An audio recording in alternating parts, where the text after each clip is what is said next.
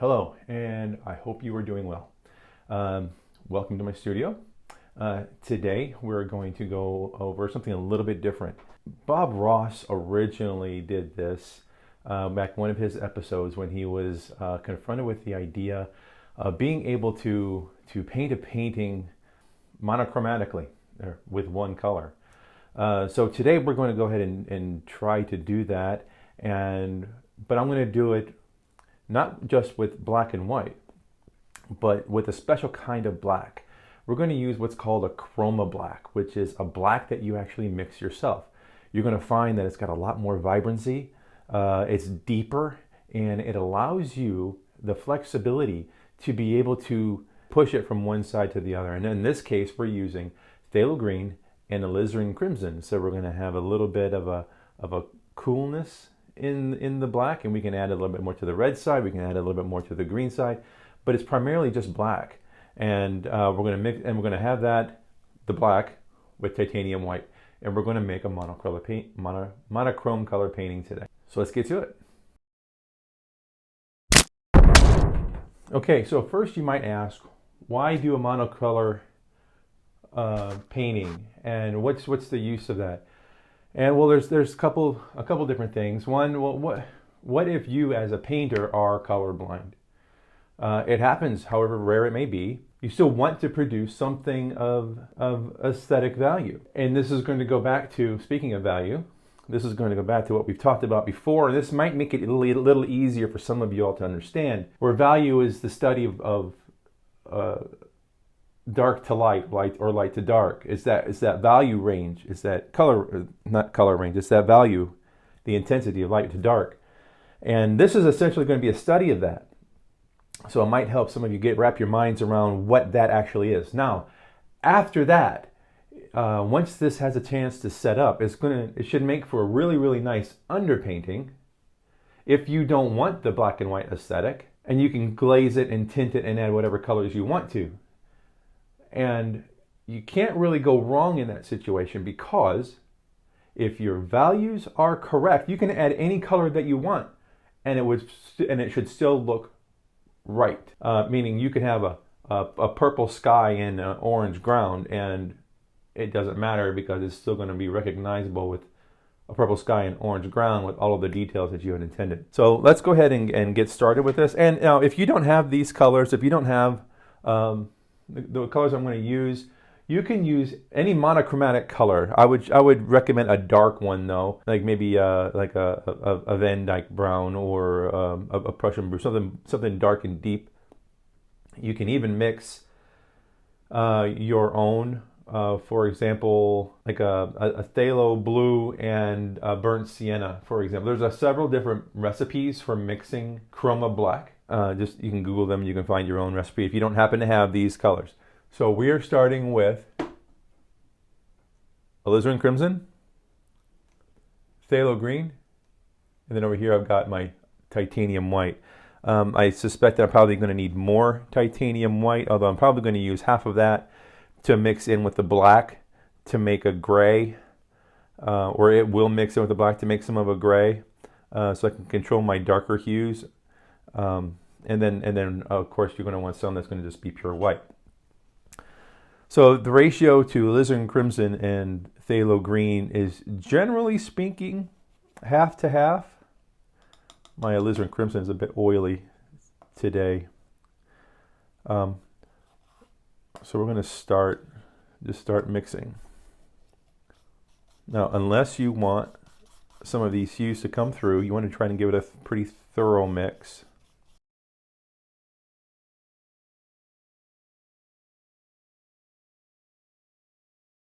This looks pretty good. So the ratio that I used was about 50-50, and which makes it really easy to remember, really easy to mix.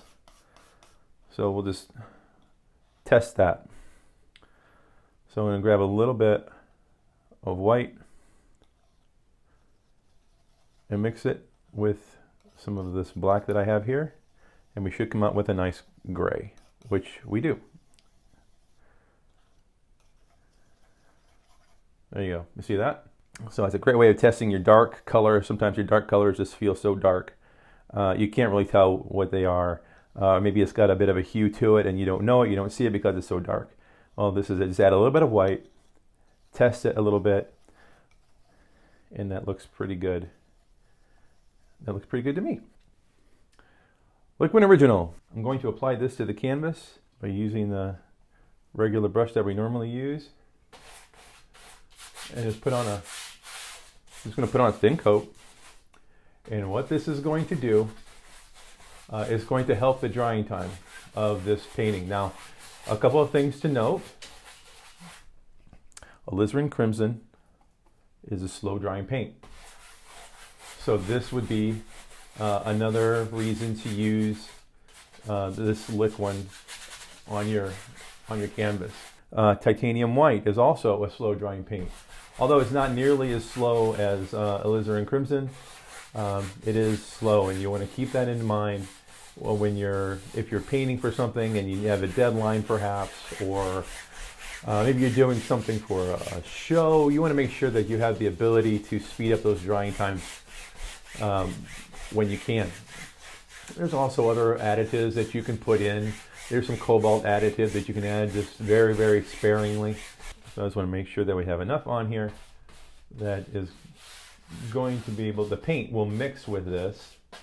The paint that we put on the on the canvas from our palette will mix with this, and we don't have to worry about mixing it on the palette. Now, and another benefit to doing this is that you have control over the amount that you put on your canvas, and it's an even amount. And that's one of the issues with using this and mixing it with your paint directly on your palette, is that every time you go to remix, you want to make sure that you get the same amount. You want the drying time to be consistent across your painting. If not, if you got some parts drying faster than others, you could end up with cracking or something like that. So once we have a nice even coating on here, just like that, we are ready to move on. We do need to dilute the paint just a little bit. This is my solution of linseed oil and odorless mineral spirits. And what I'm going to do is I'm just going to take some and just put it down here on my palette, just enough to mix it in with the paint. I want a sludge. I don't necessarily want it soupy and runny and dripping all over the place. I want it more sludge-like. So we'll come in here and we'll just mix this on one side of my brush, and on the other side of my brush we'll put some of this white, and you can see how it's already kind of mixing on the other side of my brush. So you see, here we have dark and here we have light.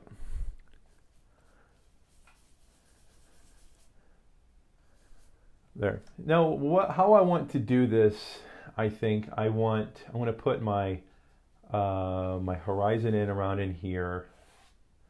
We're going to have a bunch of clouds up here. I want a tree. We'll put a tree in there. Maybe we'll have a little river kind of passing through here, and then some of the lay of the land and stuff like that. So I mean, it's going to be pretty simple, but it's just all going to be black and white. So we'll see. Let's see what we can mess around with. We'll start with the land, since we already have it here. I'm going to use the lighter side of my brush, and it's loaded up with paint. You can kind of see that. Use the bristles as texture. Just kind of push them up there a little bit, and you kind of see right there along the tree line how it just adds to the randomness and the organicness of it.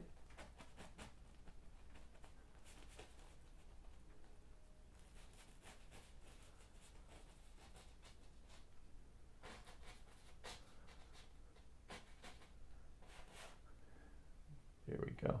And then as we come forward, we can start to use the darker hues. Now this is going to get really mixed with the black and the white, and that's okay. I would rather have a darker gray initially, and then be able to go back in there with even darker hues later on than kind of be stuck with one absolute tonal value.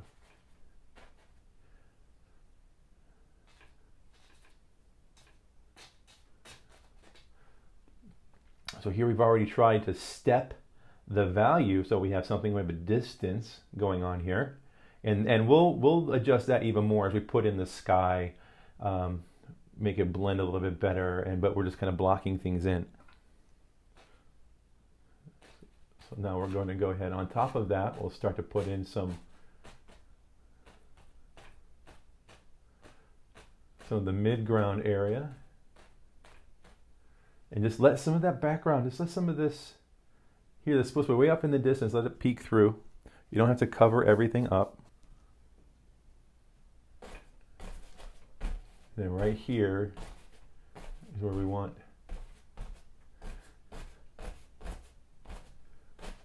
this tree to be.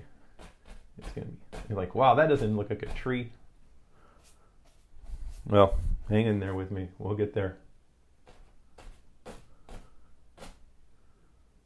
We will get there. We're going to add some texture to this. Obviously, we're just going to, you hear me say it all the time, we're just blocking in some color. Just blocking in color. Let your brush do kind of what it wants to do under your control, obviously. I kind of like that opening right there. It just makes it feel like there's a way back there, and lets the viewer kind of want to go and do their thing. Just giving my brush a good wipe here. I don't want to dilute the white that I don't want the white that I had on my brush to dilute the dark colors too much. Not yet. I'm going to come in here into the dark and then into the medium gray, the same way we did with the black and white to make gray. So we're working with gray and white. So now we're going to be working with some black and white. We're going to load up the brush, and we're going to start getting darker and darker as we come forward. So I'm going to start with a little bit on the lighter side, lighter of the two colors that are on the brush.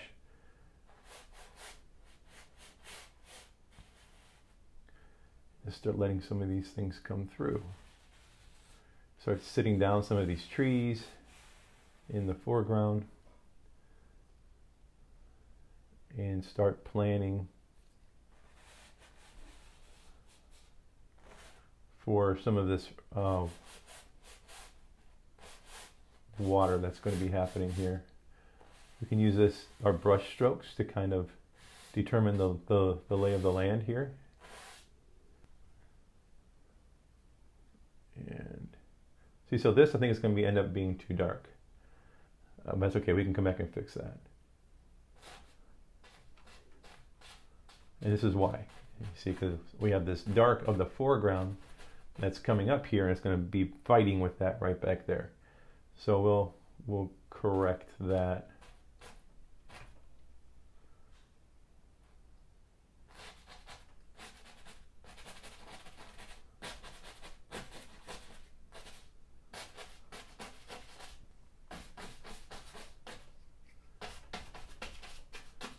Just want some of this dark color down here we can play with. We'll get some texture going.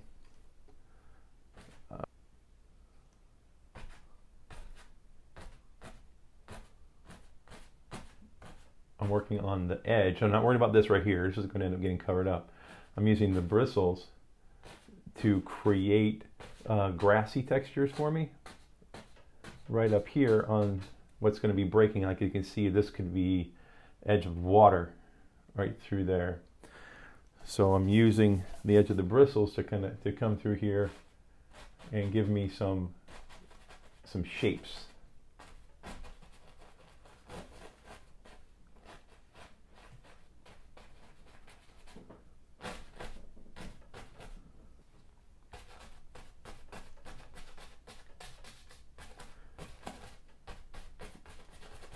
Dipped in a little bit of the medium gray here, and we can mix the medium gray in with some of this darker that's already on the canvas to kind of break up this the flat black and to get texture in there just by pushing it. And I'm just doing a flick of the brush like this. As you can see, there you go, the flick of the brush, and it's just going to give me some texture and some varying color, and gives me some stuff to play with here. And I'm going to bounce back and forth. I want the darker colors to be more at the bottom, and then as we get as we move up, it can get lighter and lighter and lighter. But right now, I just want the color in here.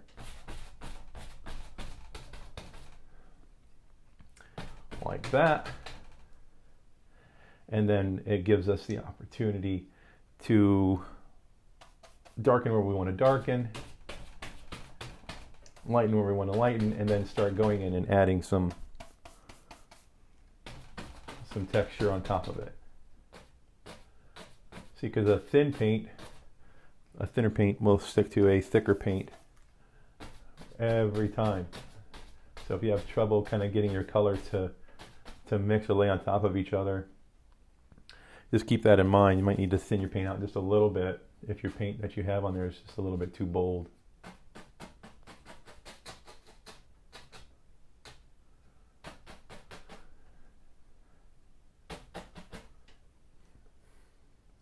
There. Now again, I don't want this to fight too much, so I'm going to come in here to my medium gray, and we'll just mix up a little bit right here, and we'll come in here and we'll lighten this up, just scrub some of this. I'm not too worried about the details at the moment. We're getting there for sure. Start going into a little bit of a smaller brush. I want a little bit more control over some of this area. For example, right in here, I want some of these reflections to come down in the water. And we'll smooth those out. I'll show you what I would normally do. I feel like I did this a little bit backwards than what I might do. I think I rushed ahead and got into this bottom bit before I really wanted to. And that's okay. We'll get it straight. So some of this edging here we're going to miss. We're going to take away, but again, that's okay. I do it wrong so that you don't. Work in stages. So in all honesty, we could have started with the sky and just worked from the top of the painting down. I wanted to jump in. This is where the majority of the action is going to be. So I wanted to jump into this area here to kind of get this going.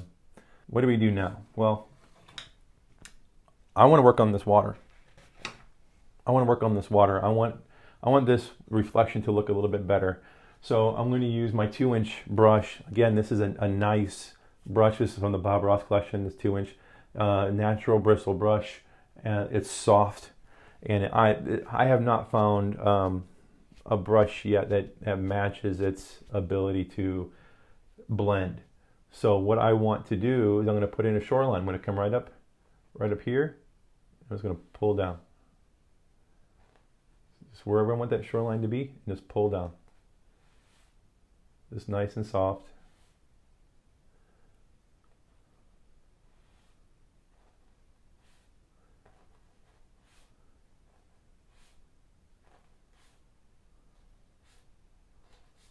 Just like that.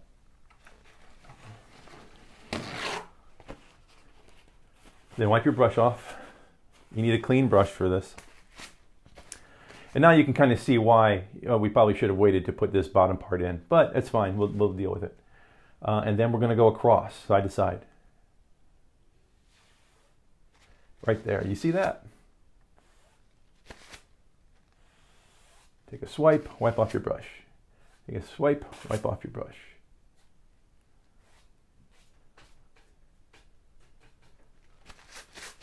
Look at that nice soft water.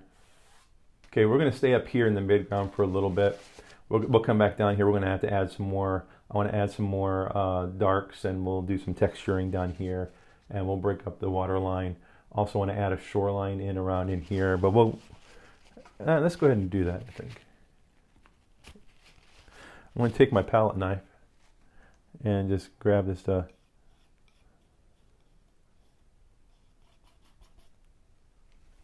Just grab a little bit of white paint on there, and I'm going to come up here right along the shoreline with my edge of my knife, keeping this top edge here flat.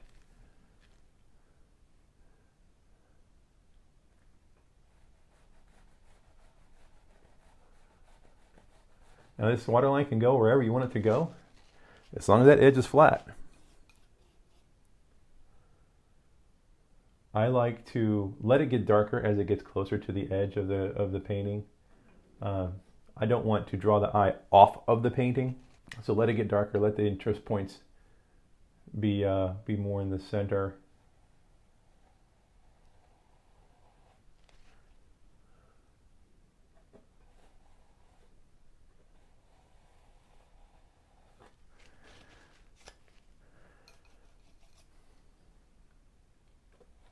And these water lines can be wherever you want them to be.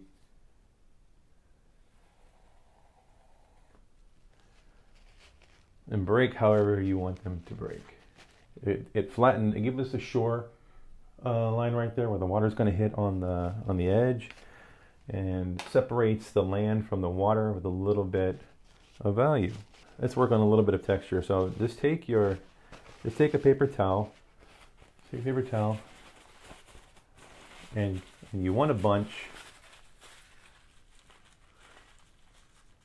so that it looks interesting. And what we're going to do is we're just going to touch and pick up and reapply. Now you're just touching at this point. You don't have to press too hard.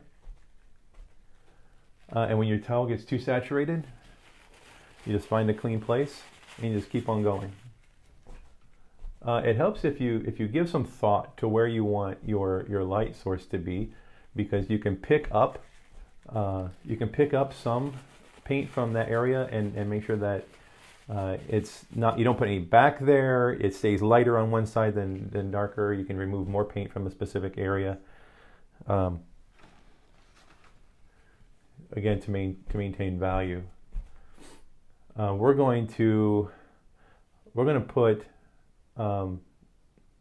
maybe around in here, not necessarily the light source, maybe around in here, not necessarily light source. I want it to be behind clouds if there is a light source, but the brightest part of the sky is going to be like right around in here, and I'll explain a little bit of that to you as we go along. But I do want some texture on the tree. I don't want it to be just a flat gray. And we can come back in here after we get all this in and add some more darks to it if we need to add more darks to it, or what have you. Right now I'm just kind of getting just some random stuff going on, some organic things, leafy texture.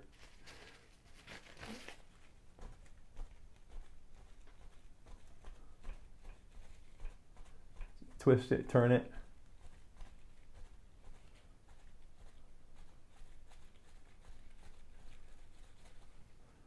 Here we go. So you see that paint that we just kind of plopped up there, you're able to use it and just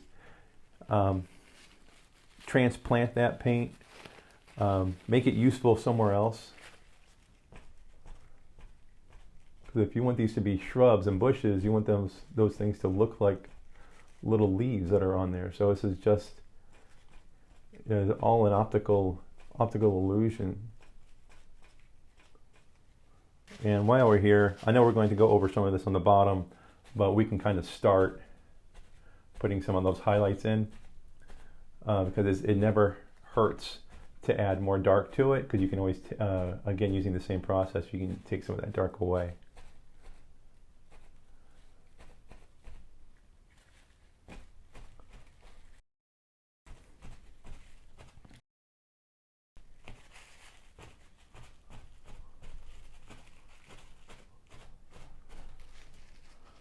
I'll get my brush wet, not wet, I'll dry it off, but I'll rinse it off nice with some odorless mineral spirits.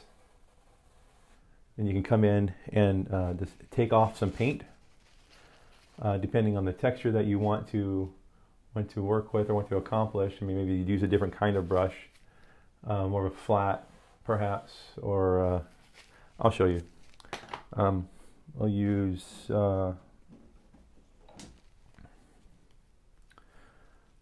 we use this a little bit more of a. It's from the Evergreen collection from Rosemary and Co. A nice flat, brush with some dense bristles. So I just damped it in. I dipped it in some odorous mineral spirits, and I wiped it off. So it's a fairly dry brush, but it will pick up paint. You see that? So now what I'm suggesting is anywhere you want highlight, it's okay to go ahead and remove some of that paint and just kind of let this happen. Kind of bring out maybe some of the texture on the land. Scrub it back and forth just a little bit. No, not scrub, but run it back and forth just a little bit, just to kind of maybe move some paint around. Give the idea that there's some additional texture there, like some gouges in the dirt perhaps, or just the way that the grass is laying.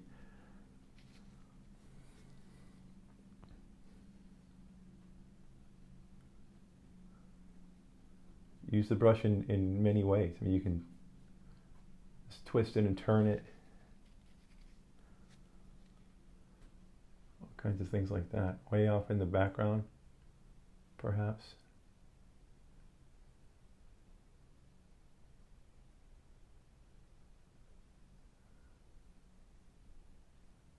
Lighten some of this as it gets closer to the trees in the far distance there. Just put in some what looks like detail to the person who didn't put it in.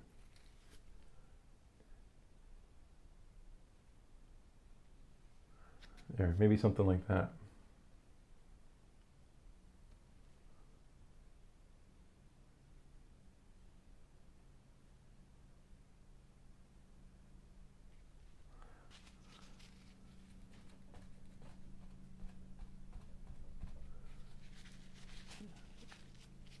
And of course, you just come in with other textures. It's just about creating texture, right? And just creating the illusion that there's so much more there than what there perceives to be.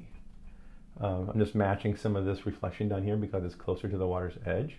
So I'm dabbing in there, trying to kind of get the same kind of thing. And I can go in with my 2-inch brush and just soften that reflection out just a little bit, so that it's a difference between what we put in up here and what's actually being shown in the water. There's another trick thing that you can do. I'm going to show you down here in the foreground, but before I do that, I want to put some more stuff a little bit closer to the water's edge there. So I'm going to come in here to more of that medium gray. I'm going to use that same kind of stroke like this. I'm just going to tap the canvas. And you can do it either way.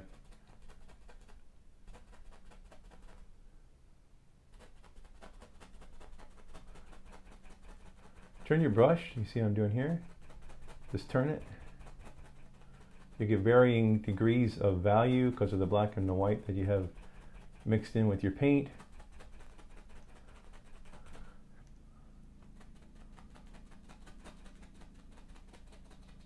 And the idea here, what we're doing is we're just putting in some grassy area, just a little bit closer to the water's edge. And then as I come down, I'm going to start darkening up. I'm just going to go straight into that black that we had.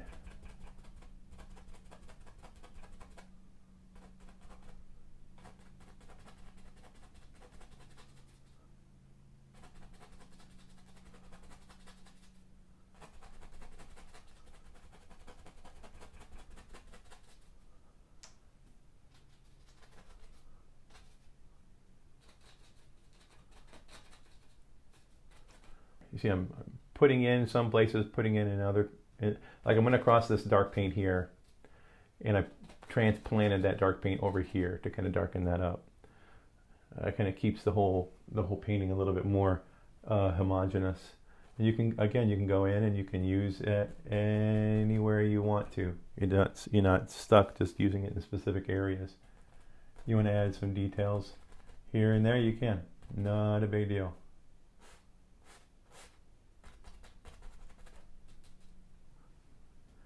I'm just going to break things up. I want to add a little bit more stuff right in there. So what I want to do is I want to darken this up just a little bit. So I'm going to have to make some more black.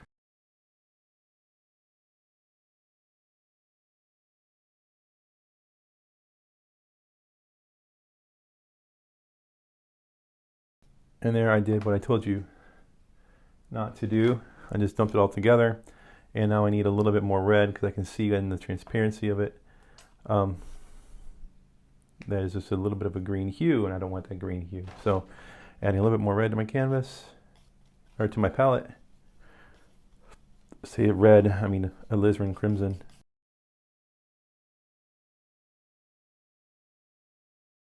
I'm just going to pick it up on my palette knife, and I'm just going to put it in where I think I'm going to need it.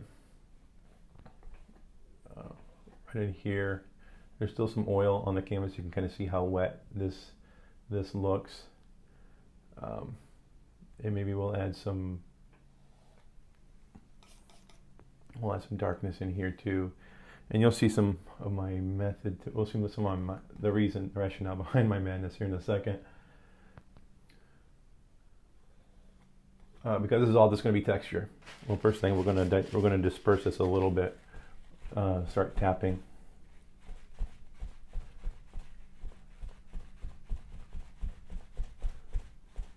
To kind of get that blended in a little bit, get into some of that texture, and darkened the way that you would want it to be darkened. Again, you're going to have to move your towel around a little bit if it gets too saturated, but at this point you're just trying to blend in some of that darkness.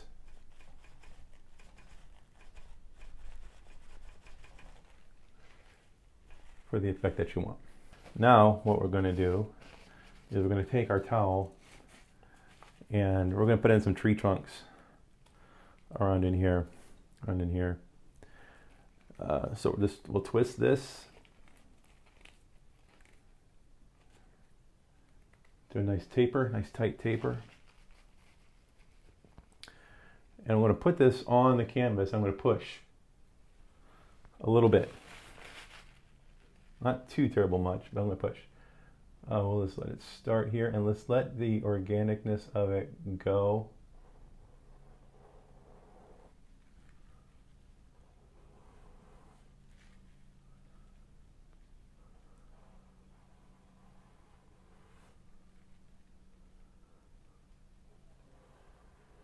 And you see now why I wanted to add a little bit of extra paint down here.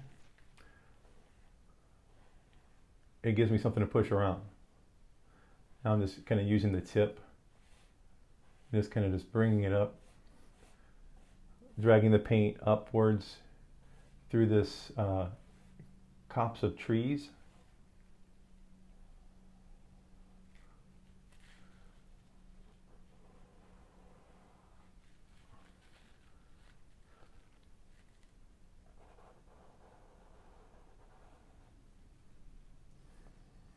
Like that. And if any of these things back here need some twigs or viney stuff kind of gumming up through there, you can add those just by using more of the tip and just letting it kind of push its way through and drag paint where it wants to drag it, and it'll just make sense.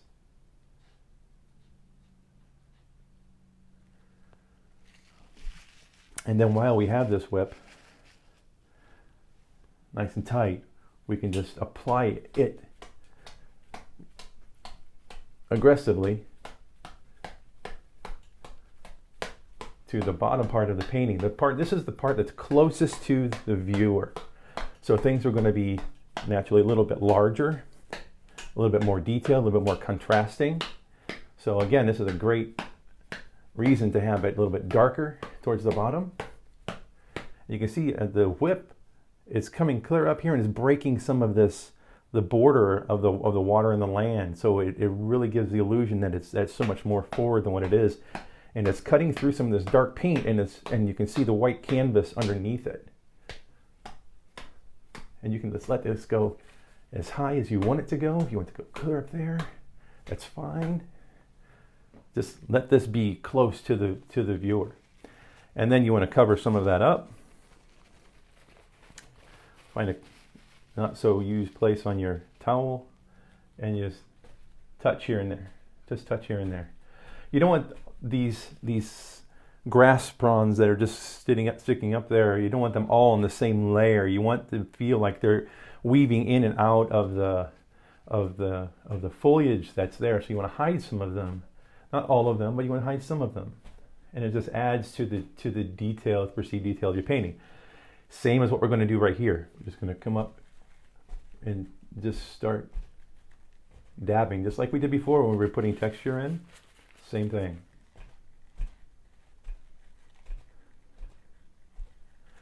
You don't have to cover them all up. You don't want to cover them all up. But just hide what you think is necessary to hide. Like when it comes up here, if you feel that if you feel like this up here is more more dense with foliage, and maybe you don't see the branches or the trunks so much, then dab a little bit more in there and kind of get rid of them. We'll probably go over this a little bit with some darker, just to kind of help round it out and add some little bit more shadow. But for the most part, I think we're in good shape. Maybe the parts that you have along the edge here that maybe don't look quite as organic, I just kind of go over those a little bit. Maybe keep the parts on the edge maybe a little bit lighter because it may be thinner. So when the sun shines through, that part's going to be a little bit lighter.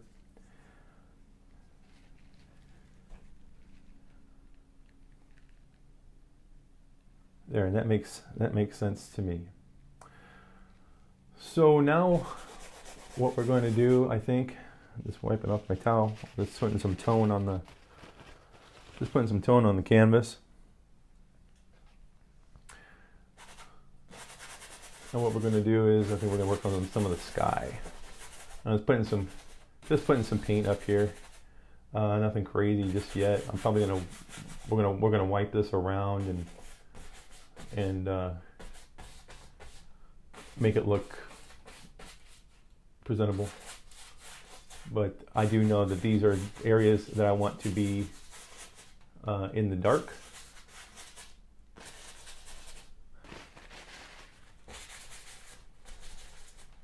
And again, as we get closer to the horizon line, I'm going to leave some of that stuff in lighter in color. So as we bring this sky tone in, it's okay to go ahead and touch the branches. It's fine because, like I said, we're going to go over some of this with darker paint anyway, so we can kind of cover that up. See, now I don't want this necessarily left white. This is going to be a lighter area, but I don't want it to be left white.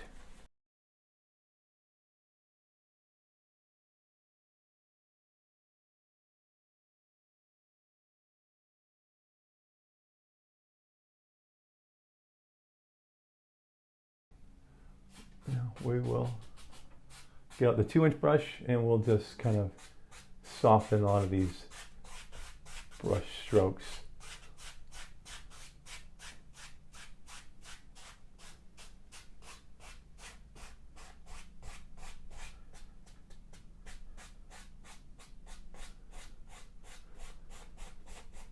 Again, this would have been a better idea to do the entire sky first.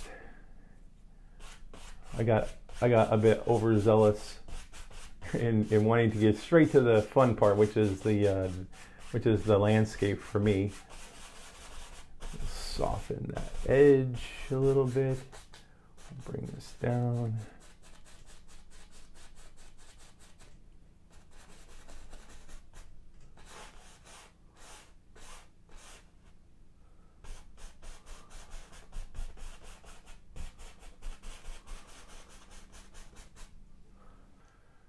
Goodness, how low do I want to go? Clear down here, I think.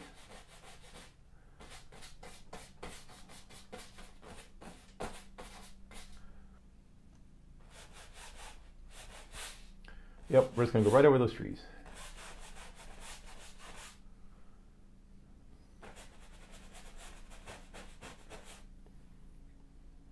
Yep, we'll deal with it. We can put them back. It's not a problem.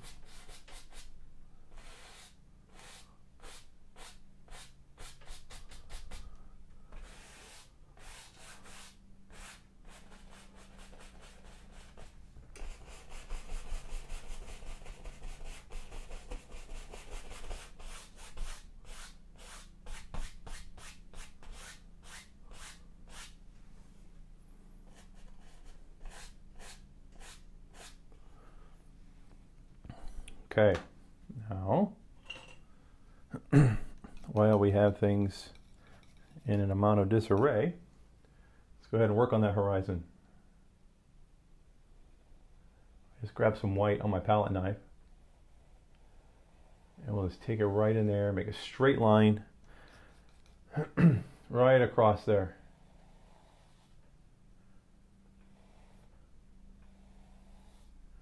We want the horizon to be the brightest part of the sky outside of that of the light source.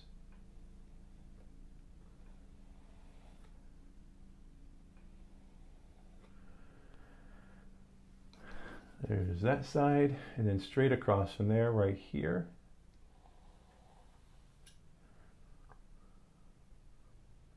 I like how that dark is right there. Gonna give us ceiling, cloud ceiling right there. And we'll blend that here and want to add some more dark.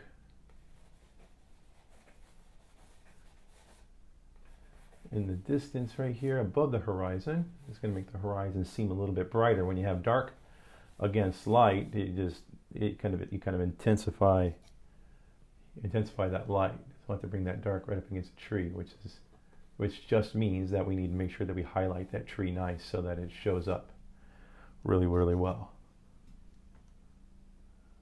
And then we'll bring us on the other side of the tree.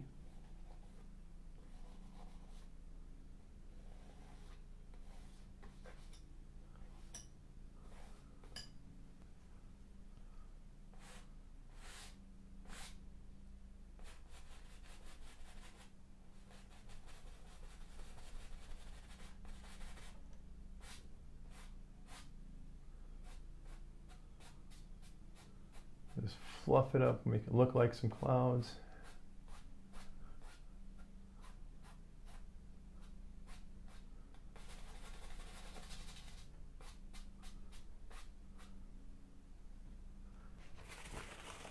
Wipe off the brush. Come in here and do it again.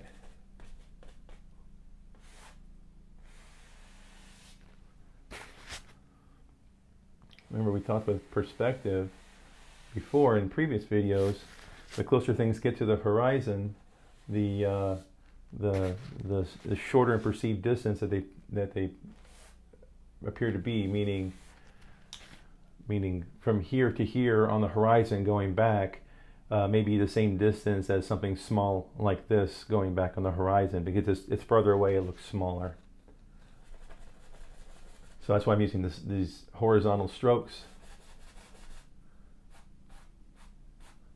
along the horizon there.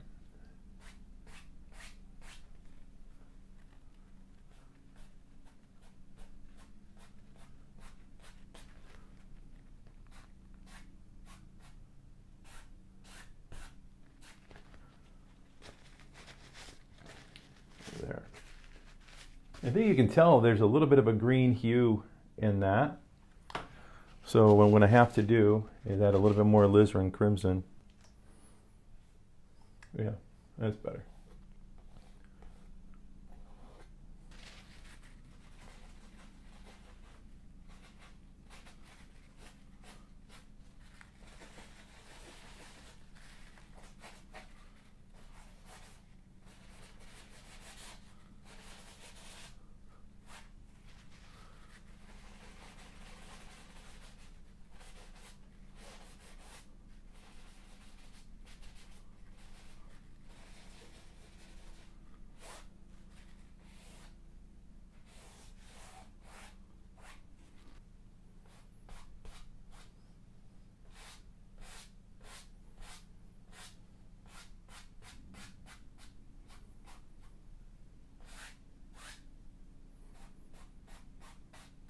That's better.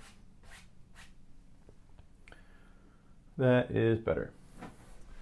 Which also tells us, like I said, we're going to have some fighting going on here between this tree and the sky right there. A couple of things, we can also maybe increase the bounced light that's going on the underside of the clouds just by lightening that up just a little bit.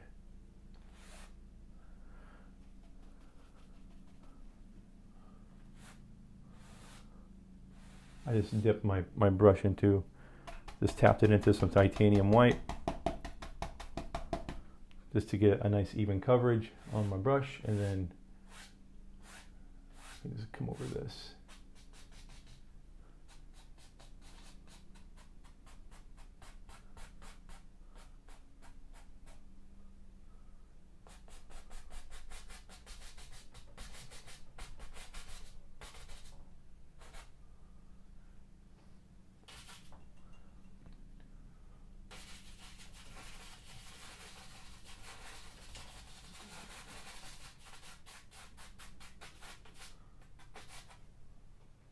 And now we're going to be looking for a means of making the painting a little bit more balanced. So all this darkened detail around in here, we need to kind of draw the eye somewhere. And like I said, the light source, I want it to be behind the clouds in here. This is going to be bright. So this is going to be dark behind the trees here a bit. And then we'll come back in and highlight those trees so that they look really nice and stand out on against the dark clouds.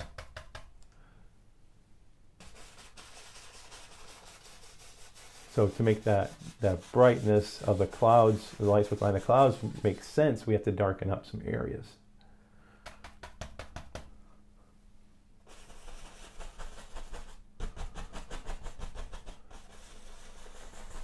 I'm just tapping and swirling, just making circular motions with my brush, lifting it up, flip, flip, flip.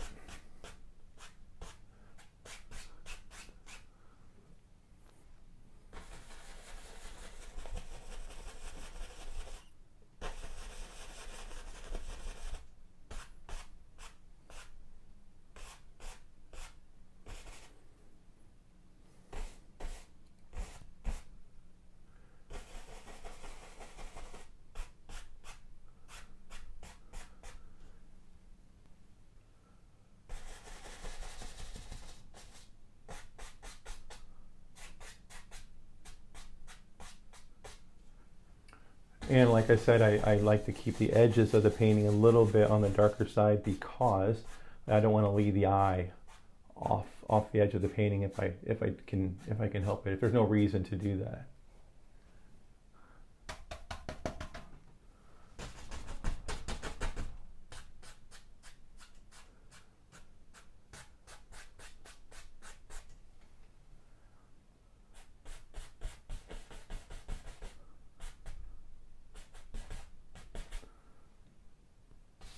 I like that light strip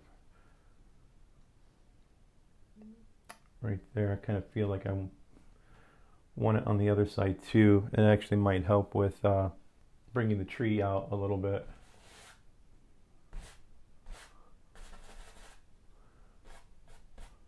So we'll just lighten up the clouds right through there just a little bit.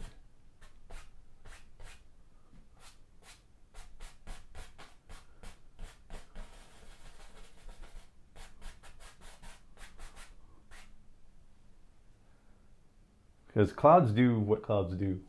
I mean, there's a certain amount of, obviously, physics and everything that go behind why they do what they do, but for the most part, this is perceived, just for the perception of it, it's completely and utterly random.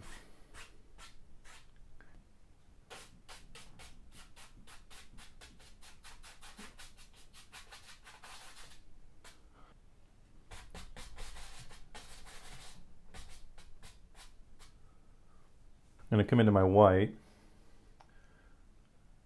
I want that light source to be right around in here. So we're just going to put some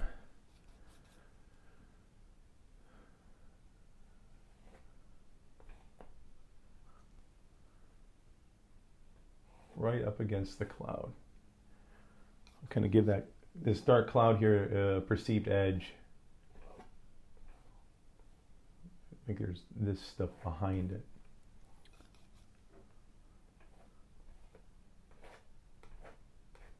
And we'll let that run off here.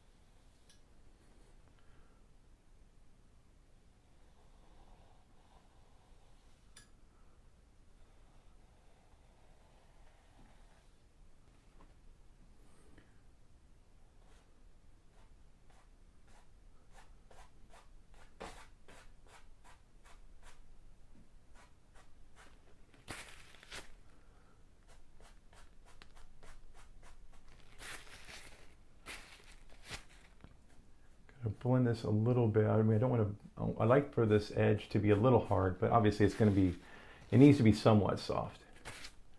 But I guess I would like, I guess I'm saying I would like a more of a defined edge here. I don't want it to be too gradient between the light and the dark right there.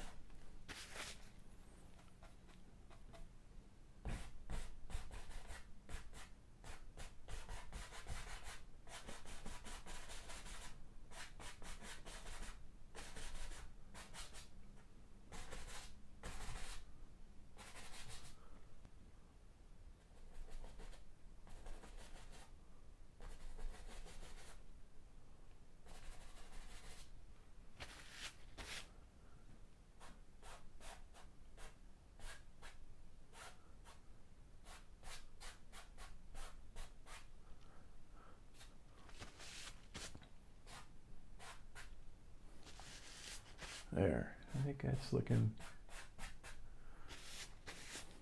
pretty good. So what we're going to do now is we're going to go back into the dark. We'll put the horizon line back in. We will put the tree back in. But that's what you get. That's what we get.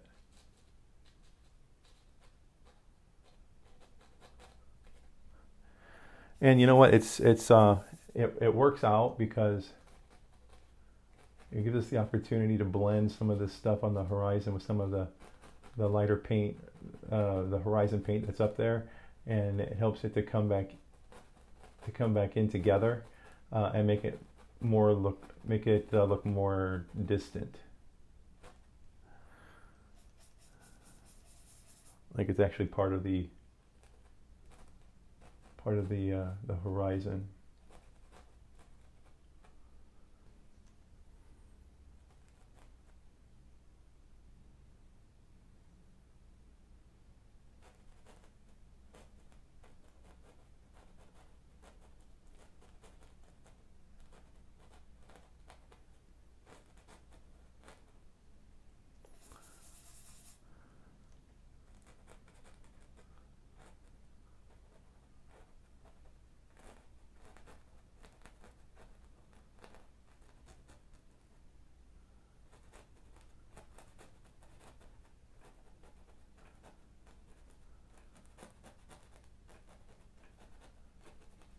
Just push it up into the horizon paint, that white that was there, that's fine. Just push it right up in there.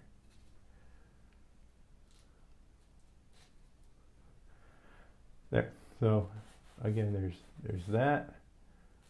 Flatten those trees out a little bit. Give it some ground back there.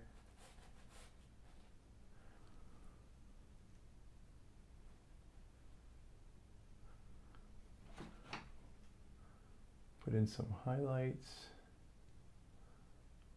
That makes sense.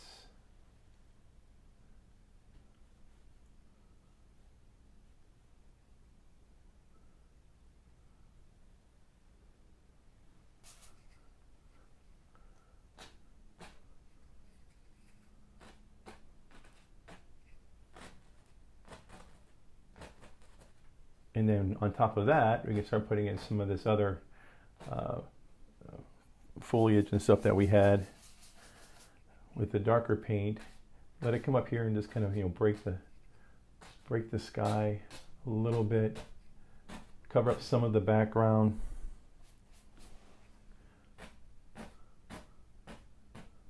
Again, we're looking for depth, and to create that depth is a layered effect that we can put on here, and that's what helps bring that stuff forward.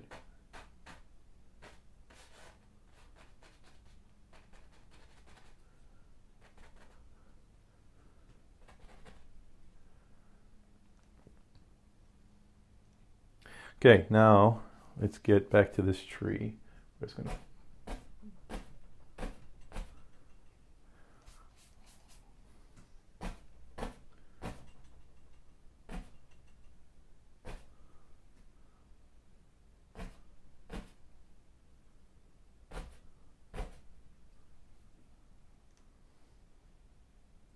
that looks pretty unique, like that.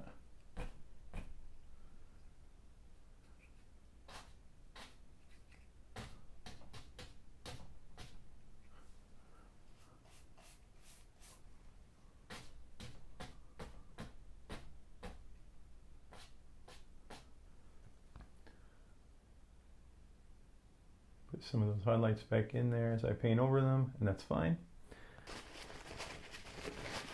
Starting with your towel.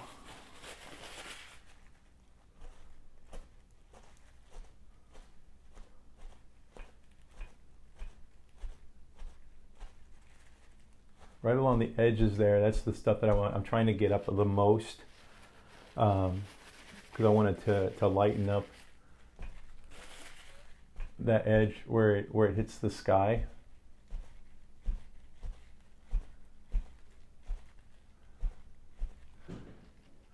Leaving the inside of it a bit dark, and the reason why is for when we make that taper, and we're going to go back in there to kind of re-accentuate those tree trunks,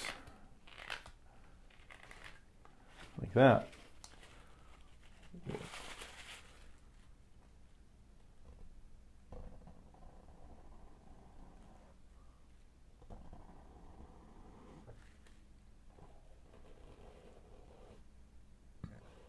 If you can see where they were, go ahead and utilize that. If you can't, then just put them in where you think they should be.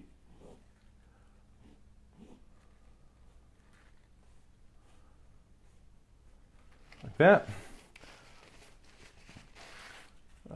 Same with these little twigs and what's this and who's it's and bits of bobs and what have you. And then we're going to touch,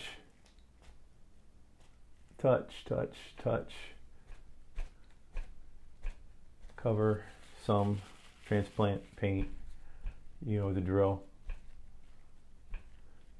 Kind of hide some of the bases, let them obscure. You just want some of the trunks that kind of come through there. I think you can see that on the camera. And I'm pretty happy with how that is. Just adding a little bit where it looks either too dark or too monotonous with certain bits of foliage. I just dipped my towel into some of my dark paint that I had over there just so I can kind of get a little bit more transplanted paint here and there. Now, one of the important things and how this worked out, I think, was pretty nice. I want you to look at, okay, this tree. We know this tree is dark, and it's against this white or this dark background right there.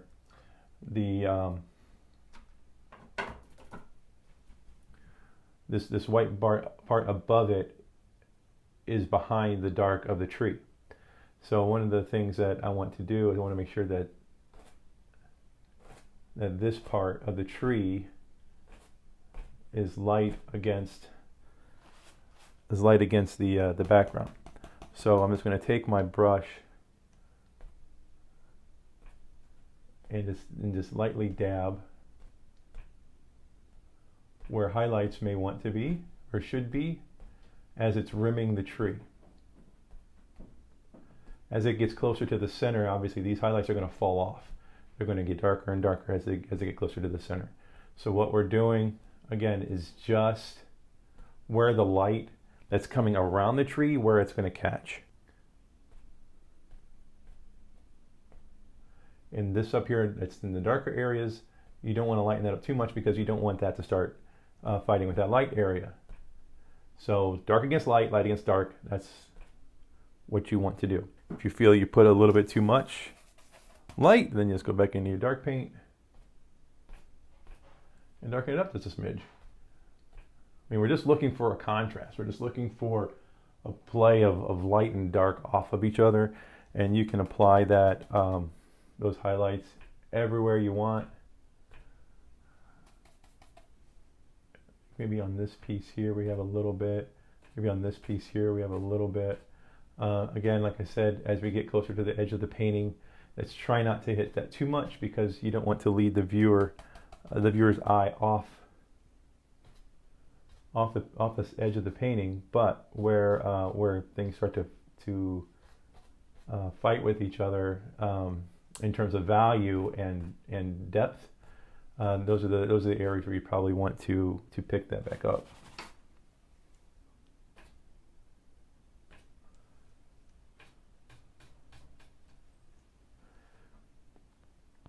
There. Let's put some grass texture in. Just brush and lift. Put the brush and let the bristles just kind of drag ever so lightly, just right across. It's all about texture, right? All about texture. You can do this tapping motion. It's going to leave some texture.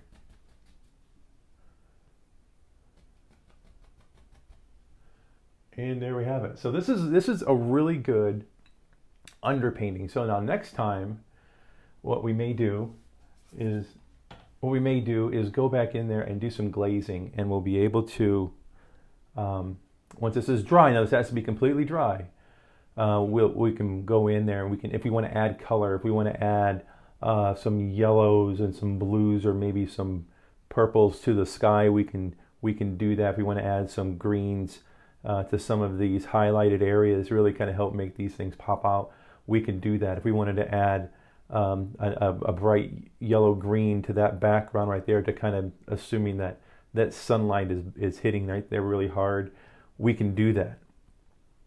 Add greens and browns to this foreground area. Again, we can do that. But this is a good underpainting, and using a nice transparent glaze on top of this, we'll be able to maintain all of these values and all of your work. The hard part's done. Because like I said earlier, if your values are correct, it doesn't matter what colors you put on there, it's going to look right. So I'm going to sit on this for a week and let it dry, and we'll see if I need to make any changes or adjustments to it, and we'll come back next week and we'll see what we do with it. Okay, so thanks for joining in this week. I hope you guys had a good time. I hope you guys were able to learn some stuff, the importance of value and depth and layering on it, and that's a good foundation. You didn't have to worry about colors this week. It's just black and white. You did get the advantage of actually learning how to mix a chroma black, which is different from the regular black. It gives it a little bit more vibrancy and a little bit more control over the type of black, a warmer black, a cooler black. And there's various ways of mixing black. So I've got loads of other videos you can check out. If you're into watercolor, I've got some time-lapse watercolor on my channel. I've got a little bit of airbrush stuff that I've done. I really enjoy doing oils, and I think I'm going to continue that for a while. Give me your feedback. If something you would like to see, some questions that you've got, I'll do my best to answer them for you. Subscribe to my channel if you haven't, and I will see you next time.